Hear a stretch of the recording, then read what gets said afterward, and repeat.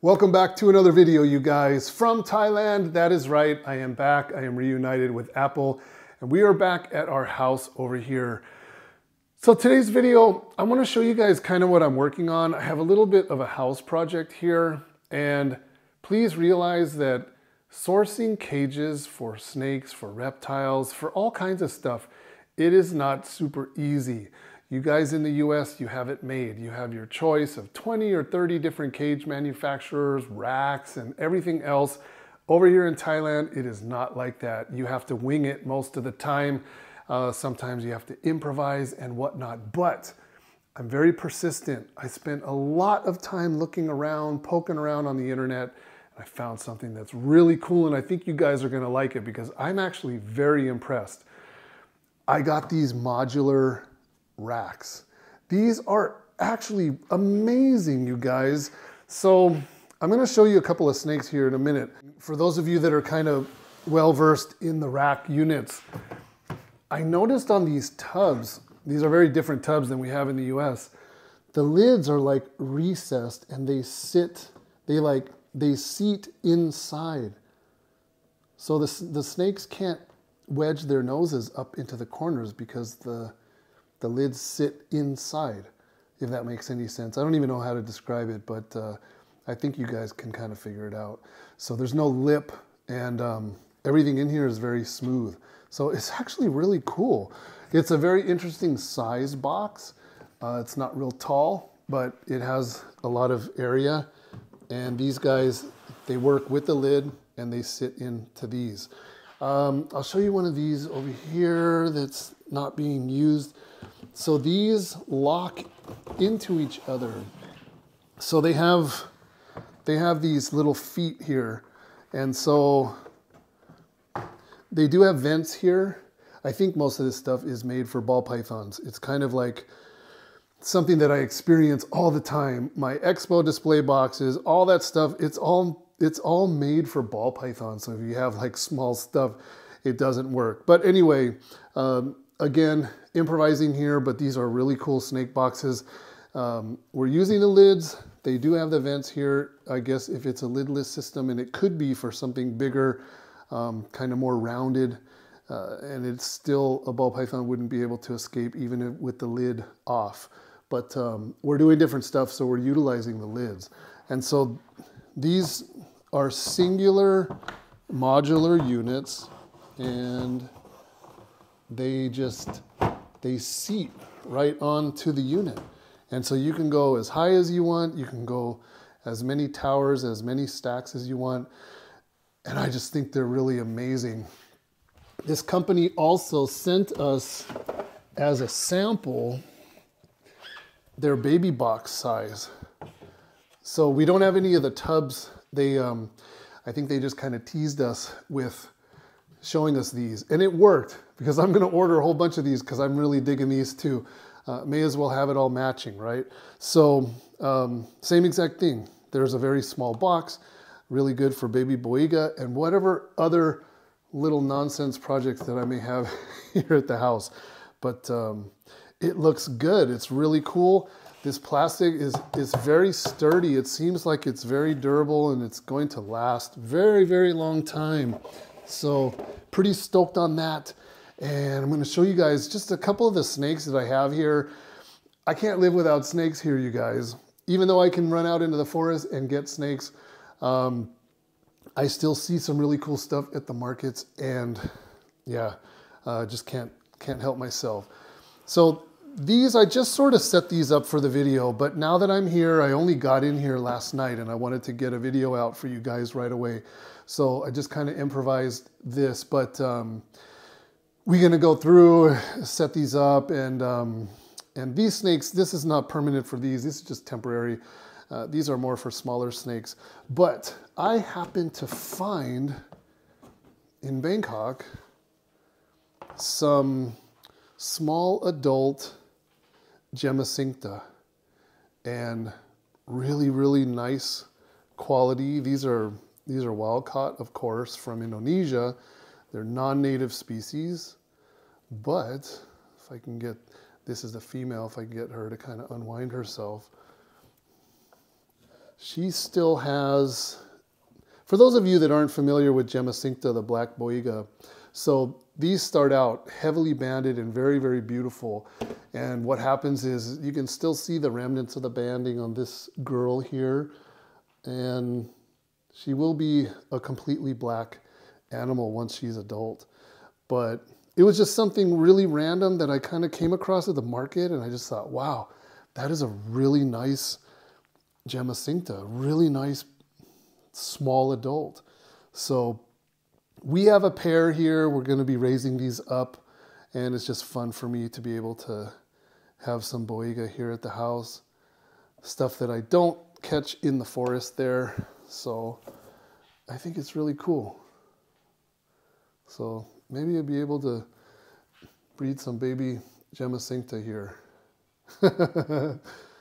I just can't help myself. Okay.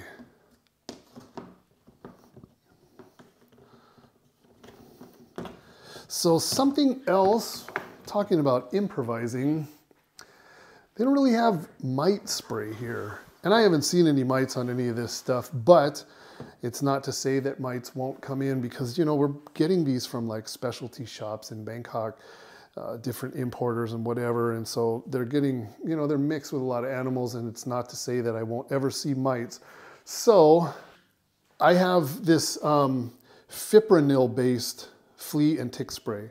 And so we dilute this. We do like there's a old school concoction where you dilute it with water and you add rubbing alcohol and all this stuff to it, and it'll dilute into a massive quantity. So I actually brought over from the US 4 bottles of this stuff. 3 of the bottles are going to go to the facility in Malaysia.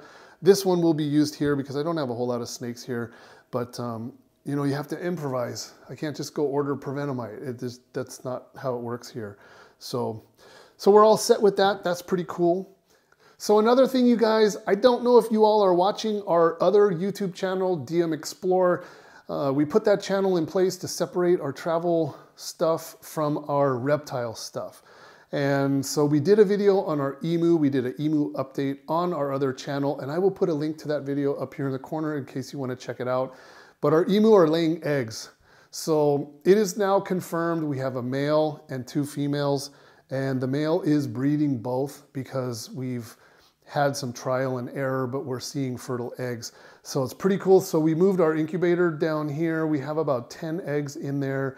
They are still laying eggs for us, and it's we're just kind of getting things dialed in. I did all my research on the internet, like so much of us do on so many different topics, and I'm just finding so much contradictory information, and it's just not working for us. So now, as we experience things and write down dates and times and durations and temperatures and all these different things through trial and error, I'm done looking on the internet, and I'm just gonna kind of get my way, make my way through this with based on personal experience. So I think we're getting close. And then we repurposed this big cage. This cage normally stands upright, but we put it on its side, and this is going to be hopefully where we can rear some of the emu chicks down the road. So we have it set up. I think it's pretty good. This room is warm. We already have like the heat lamp for the chicks and everything else. And yeah, it's pretty interesting stuff going on here. So we're having a lot of fun, and hopefully we'll get some emu chicks. If we do, I will probably put that video update on the other channel, because I know a lot of you guys don't care about emu, you don't care about fish, you just want to see snakes and reptiles. And so if that is you, you're in the right place for that. So that's it for the little bit of an emu thing, you guys. And I just wanted to show you this room. It's kind of coming along. This was supposed to be a spare bedroom, but of course, just like spare bedrooms in so many of our houses, we're doing reptiles in it. So I don't know how deep we're going to get into it here, but at least I'm prepared for whatever may come along. And yes, this does bother me that these are missing. I ordered 2 extras in case something was damaged during shipping, and everything came in perfect and undamaged. And now I need 3 more of these because this bothers me. It is not even. And then the baby racks, of course, I'm just going to place an order, and we're going to get more of the baby racks, and then I'm going to level this sucker out, and then we're going to be set for this size stuff. And I'm going to put some bigger cages in here for some bigger animals if they come around or whatever. So it's getting interesting. So let me show you guys a couple snakes. I think you're going to enjoy it. Let's go do it. Okay, you guys, here's a special one, a really big example of Cylindrophis. This is a pipe snake. Apple found this snake just about 2 or 3 days ago before I got here. She wanted to hold on to it for me because I wanted to do video and show it to you guys. But an amazing animal. These guys will eat frogs and fish, and they will also eat other snakes and each other. So if you do ever happen to have the opportunity to keep these, do not make the same mistake I did and put them together, because it will not end well.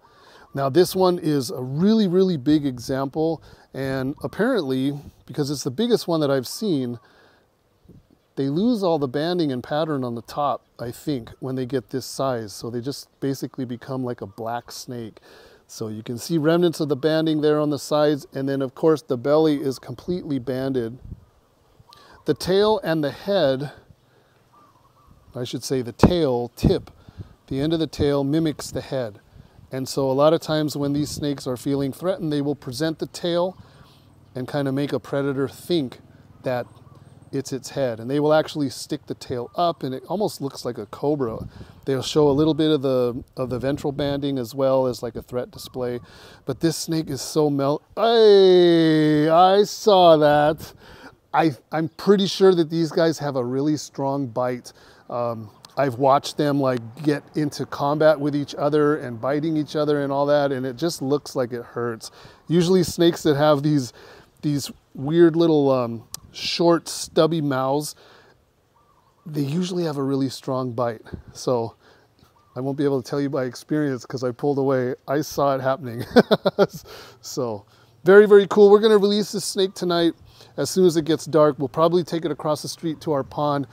These snakes are very, very aquatic, much more aquatic than most people think. Very cool. And the last snake of the video, you guys, I don't think I've ever shown one of these during the daytime, but this is a banded crate that Apple's uncle got in a fish trap. And so we're soaking it right now because we're going to release it tonight. Kind of similar to like what we would do before we would ship a snake, would be to hydrate it. So this one's going to do all the typical crate stuff. It's going to hide its head. It's going to act dead. And then, of course, without warning, it's going to erupt. But a nice looking animal. No marks or scars or anything like that. So again, just wanted to get that on video for you guys. Banded crate. It's going to go back in the forest this evening, along with the Cylindrophis, the pipe snake. So that is it, you guys. Thank you so much for watching. I hope you guys enjoyed the video. It's our first video from Thailand since I've been back. Actually, it's the first video from Thailand for 2023. So I have no idea what's coming up in the future as far as videos, at least for the next couple of weeks. But we are headed to Malaysia, to the facility, which will be around the February 23rd, 24th, something like that. So we will give you guys Malaysia facility videos. And then from there, we are headed to Indonesia. We are headed back to Halmahera. We're going to do a whole adventure. And then on the way back, we are handling a whole bunch of business in Indonesia with a supplier there. And we will give it all to you guys on video. So again, thank you for watching. We'll see you in the next one. Take care.